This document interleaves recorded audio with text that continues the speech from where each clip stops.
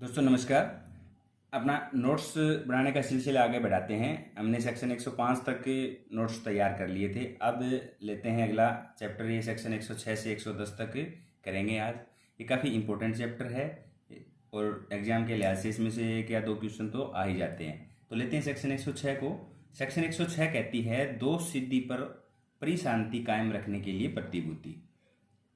इसका पहला पॉइंट कहता है जब सेशन न्यायालय या जेएमएफसी यानी कि जुडिशियल मजिस्ट्रेट फर्स्ट क्लास किसी व्यक्ति को उपधारा 2 में विनिर्दिष्ट अपराध के लिए या किसी ऐसे अपराध के दुष्प्रेरण के लिए सिद्ध दोष ठहराता है और न्यायालय को लगे कि परिशांति कायम करने के लिए यह आवश्यक है कि परिशांति कायम रखने के लिए ऐसे व्यक्ति से प्रतिभूति ली जाए, जब वह आदेश दंडादेश देते समय कर सकता है कि वह 3 वर्ष तक परिशांति कायम रखने का बंद पत्र प्रतिभूहों सहित या रहित बंद पत्र निष्पादित करे। अब है इसका दूसरा पॉइंट में जो हमने पढ़ा था पहले में उपधारा 2, मतलब ये अपराध करेगा तो उसके अंदर ये आदेश दिया जाता है। तो उपधारा 2 में निर्दिष्ट अपराध निम्न है। पहला है आईपीसी के अध्याय 8 के अधीन दंडनीय कोई अपराध जो सेक्शन 153 ए बी व सेक्शन 154 से भिन्न हो। अध्याय 8 अपना सेक्शन 141 से लेकर 160 है जो विधि विरुद्ध जमाव बलवा इससे संबंधित रहता है। दूसरा पॉइंट इसका कहता है कोई ऐसा अपराध जिसके अंतर्गत हमला या आपराधिक बल का प्रयोग या रिष्टि करना है। तीसरा इसमें आपराधिक अभितरास का कोई अपराध। और चौथा कहता है कोई अन्य अपराध जिससे परिशांति भंग हुई है या संभाव्य है। इसका तीसरा पॉइंट कहता है यदि दोष सिद्धि अपील या अन्य किसी कारण से खत्म कर दी जाती है तो बंद पत्र निष्पादित हो जाएगा। निष्पादित नहीं, यहां निरस्त हो जाएगा। मतलब अगर किसी प्रकार से वो दोष सिद्धि नहीं रहा तो फिर बंद पत्र का कोई औचित्य नहीं रहेगा। ये तीसरा पॉइंट कहता है इसका। चौथा पॉइंट कहता है इसका इस धारा के अधीन आदेश अपील कोर्ट द्वारा या किसी कोर्ट द्वारा जब वह पुनरीक्षण की शक्तियों का प्रयोग कर रहा है किया जाएगा। अब है सेक्शन 107। तो सेक्शन 107 क्या कहती है? अन्य दशाओं में परिशांति कायम रखने के लिए प्रतिभूति। इसका पहला पॉइंट है जब किसी कार्यपालक मजिस्ट्रेट को इतला मिलती है कि कोई व्यक्ति परिशांति भंग करेगा तो वह मजिस्ट्रेट उस व्यक्ति को अधिकतम 1 वर्ष तक की अवधि के लिए परिशांति कायम रखने के लिए बंद पत्र चाहे प्रतिभूहों सहित हो या रहित हो निष्पादित करने के लिए आदेश दे सकता है। दूसरा पॉइंट कहता है इस धारा के अधीन कार्यवाही किसी कार्यपालिक मजिस्ट्रेट के समक्ष तब की जा सकती है जब या तो वह स्थान जहां परिशांति भंग या विक्षोभ की संभावना है उसकी स्थानीय अधिकारिता में है या वह व्यक्ति उसकी अधिकारिता में है। अब है सेक्शन 108। सेक्शन 108 कहती है राजद्रोहात्मक बातों को फैलाने वाले व्यक्तियों से सदाचार के लिए प्रतिभूति।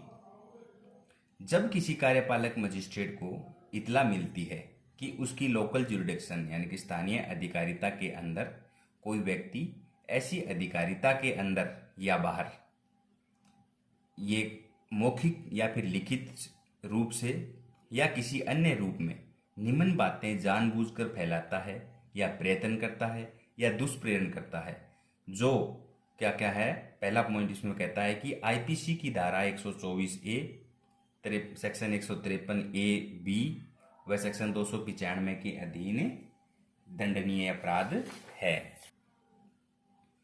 दूसरा कहता है किसी न्यायाधीश के संबंध में ऐसी बात करता है जो आईपीसी अनुसार आपराधिक अभितरास या मानहानि की कोटि में आती है।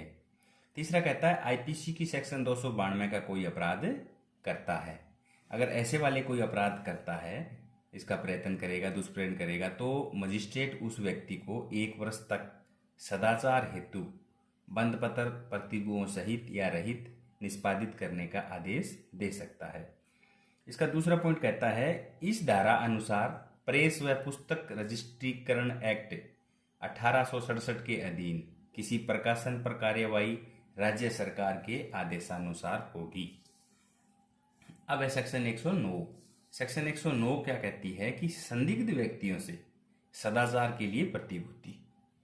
जब किसी कार्यपालक मजिस्ट्रेट को यह इतला मिलती है कि कोई व्यक्ति उसकी स्थानीय अधिकारिता के अंदर अपनी उपस्थिति छिपाने हेतु पूर्ण सावधानी बरत रहा है और यह विश्वास करने का कारण है कि वह ऐसा किसी संज्ञेय अपराध को करने के लिए कर रहा है, तो वह मजिस्ट्रेट उस व्यक्ति को 1 वर्ष तक सदाचार हेतु बंद पत्र निष्पादित करने का आदेश दे सकता है।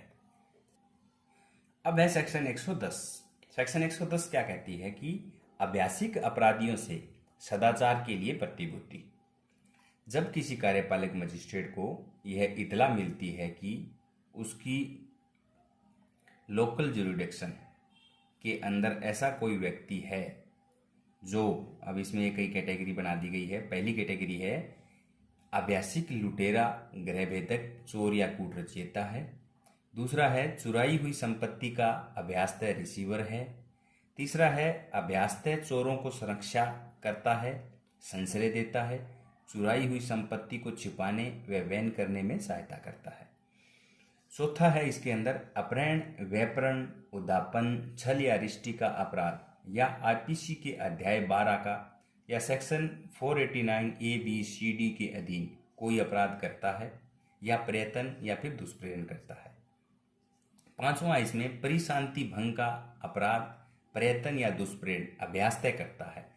अब सेक्शन 107 और 10 में अंतर यह हो जाता है कि इसमें अभ्यासतः जोड़ दिया है। 106 के अंदर 7 के अंदर जो है परिशांति भंग का जो है अभ्यासतः नहीं करता है, उसके लिए 107 के तहत बाउंड किया जाता है। अब है छठा पॉइंट इसका F पॉइंट। अब पॉइंट कहता है निम्न में से कोई अपराध या प्रयत्न या दुष्प्रेरण करता है, तो ये बताए गए हैं। पहला इसमें ड्रग्स एंड कॉस्मेटिक एक्ट 1940, विदेशी मुद्रा विनिमय एक्ट 1973, कर्मचारी भविष्य निधि एक्ट 1952, खाद्य अपमिश्रण निवारण एक्ट 1954, आवश्यक वस्तु एक्ट 1955, असप्रशस्ता एक्ट 1955, सीमा शुल्क एक्ट 1962 और विदेशी विषयक संबंधी एक्ट 1946।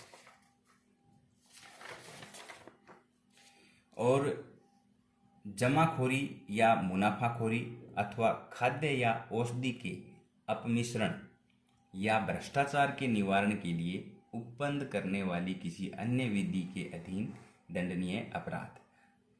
अब इसका मुख्य पॉइंट ये रहता है जी वाला, ये अमूमन परीक्षा में पूछा जाता है। जी में कहता है ऐसा दुशासिक और भयंकर है कि उसका प्रतिबुद्धि के बिना स्वच्छंद घूमना समाज के लिए संकट में है, यानी कि बीसी को है जो सेक्शन 110 जी के तहत बाउंड किया जाता है, जो इलाके का बीसी होता है। तो ऐसा मजिस्ट्रेट ऐसे व्यक्ति से अपेक्षा कर सकता है कि वह कारण दर्शित करे कि क्यों ना उसे 3 वर्ष तक सदाचार के लिए प्रतिभूओं सहित या रहित बंद पत्र निष्पादित किया जाए। तो दोस्तों अपना नोट्स के लिए चैप्टर आज 105 से लेकर 110 तक ये था, इतना ही है। उम्मीद है आपको पसंद आया होगा।